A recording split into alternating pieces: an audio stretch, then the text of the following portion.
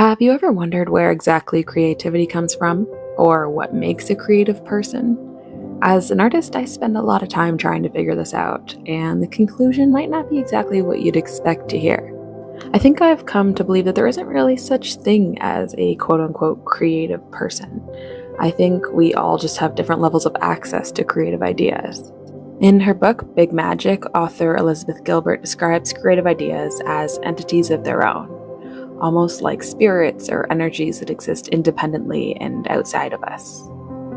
In her view, ideas are constantly swirling around, looking for receptive vessels to bring them to life. When we're open, curious, and ready to receive, these ideas may choose us as their collaborators. By this line of thought, she also believes that if you're not an open and receptive host, the idea will simply find a new vessel to come through. There have definitely been times in my personal life where I've been way more open to receiving ideas, and then there have been other times where I'm completely closed off. And I think this is kind of where the idea of creative block comes from. I believe creativity really is like a muscle that we need to exercise in order to build the strength and the trust in ourselves that it'll be there for us. And the more we attempt to tap into it, the easier this access becomes.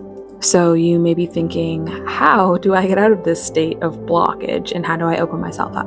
Well, I have a few tactics that I personally use and I'm going to share them with you quickly.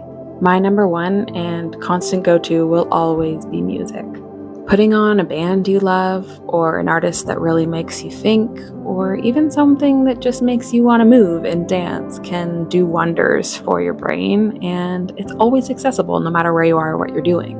Speaking of which, number two is meditation, and I know so many people probably roll their eyes when they hear that word, but there are so many different ways to meditate. Really, what you're trying to do is quiet the noise in your mind, so anything that makes you feel that counts as meditation, and that can be many things like dancing or going for a walk or just staring at the trees, because sometimes I like to just stare at the trees.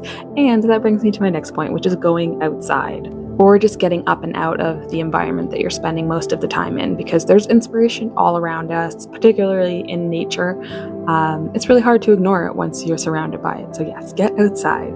In the past, I've tried things like dream journaling and traveling and even gardening, if you know, you know, to get out of my head and let that creativity flow through.